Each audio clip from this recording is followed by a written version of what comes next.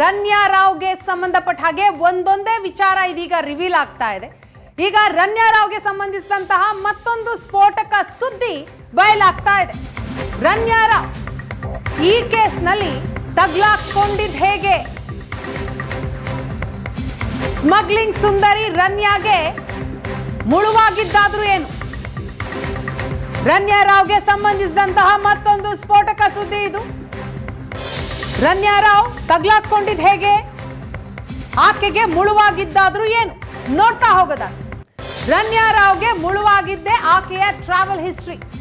2025ರ ಜನವರಿಯಿಂದ ಮಾರ್ಚ್ 3ರವರೆಗೆ ಆಕೆ ದುಬೈ ಪ್ರವಾಸ ಏನು ಮಾಡಿದ್ಲು.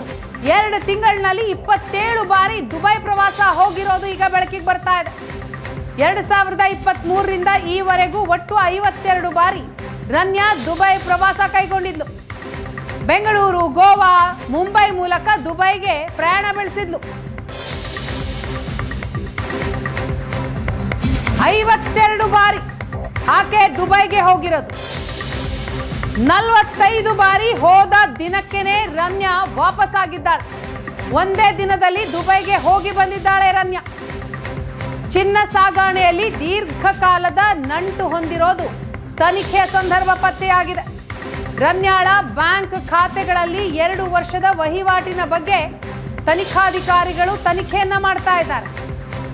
ರನ್ಯಾ ಖಾತೆಗೆ ಸಂದಾಯವಾದ ಹಣ ಬೇರೆ ಖಾತೆಗಳಿಗೆ ವರ್ಗಾವಣೆಯಾಗಿರೋದು, ಚಿನ್ನ ಕಳ್ಳ ಸಾಗಾಣೆಯ ಹಿಂದೆ ಸಿಂಡಿಕೇಟ್ ಭಾಗಿ ಕುರಿತಾಗಿಯೂ ಕೂಡ ಈಗ ಶಂಕೆ ವ್ಯಕ್ತಪಡಿಸ್ತಾ ಇದ್ದಾರೆ ತನಿಖಾಧಿಕಾರಿಗಳು.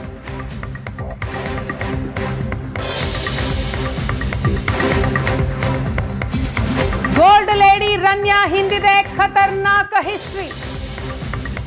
ರನ್ಯಾ ತರುಣ್ ರಾಜ್ ವಂಚನೆಯ ಕೇಸ್ ಇದು ಮೊದಲೇನಲ್ಲ.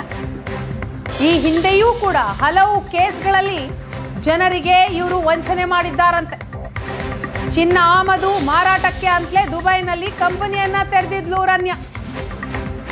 ರನ್ಯಾಳ ವ್ಯವಹಾರಗಳಿಗೆಲ್ಲ ಗೆಳೆಯ ತರುಣ್ ರಾಜ್ ಪಾಲುದಾರನಾಗಿದ್ದ. ಚಿನ್ನ ಆಮದು ಮಾರಾಟಕ್ಕೆ ಅಂತಲೇ ದುಬೈನಲ್ಲಿ ಕಂಪನಿಯನ್ನ ತೆರೆದಿರ್ತಾಳೆ. ಆಕೆಯ ವ್ಯವಹಾರಗಳಿಗೆಲ್ಲ ಗೆಳೆಯ ತರುಣ್ ರಾಜ್ ಪಾಲುದಾರನಾಗಿದ್ದ. ಚಿನ್ನ ಪೂರೈಕೆದಾರರಿಗೆ ವಿದೇಶಿ ಕರೆನ್ಸಿಯಲ್ಲಿ ಹಣ ಪಾವತಿ ಆಗ್ತಾ ಇತ್ತು. ಒಮ್ಮೆ ಚಿನ್ನ ಪೂರೈಸದೆ 1,70,00,000 ಮೋಸ ಮಾಡಿದ್ಲಂತೆ ರನ್ಯಾ. ಆ ಮೊತ್ತವನ್ನ ಹವಾಲಾ ಮೂಲಕ ದುಬೈ ತಲುಪಿಸಿದ್ದ ರನ್ಯಾ. ವಿಚಾರಣೆಯ ಸಂದರ್ಭ ಅಧಿಕಾರಿಗಳಿಗೆ ಗೆಳೆಯ ತರುಣ್ ರಾಜ್ ವಿಚಾರವನ್ನ ಬಾಯ್ಬಿಟ್ಟಿದ್ದಾನೆ. ಸ್ಮಗ್ಲಿಂಗ್ ಕೇಸ್ನಲ್ಲಿ A2 ಆಗಿರುವಂತಹ ತರುಣ್ ರಾಜ್ ಯಾವ ರೀತಿ ವ್ಯವಹಾರ ಇತ್ತು, ಹೇಗೆ ದುಡ್ಡು ಟ್ರಾನ್ಸ್ಫರ್ ಆಗ್ತಾ ಇತ್ತು ಅನ್ನೋದರ ಬಗ್ಗೆ ಡೀಟೇಲ್ಸ್ ಅನ್ನ ಕೊಟ್ಟಿದ್ದಾನೆ. ತನಿಖಾಧಿಕಾರಿಗಳ ಮುಂದೆ ಒಂದೊಂದೇ ವಿಚಾರವನ್ನ ಬಾಯ್ಬಿಟ್ಟಿದ್ದಾನೆ.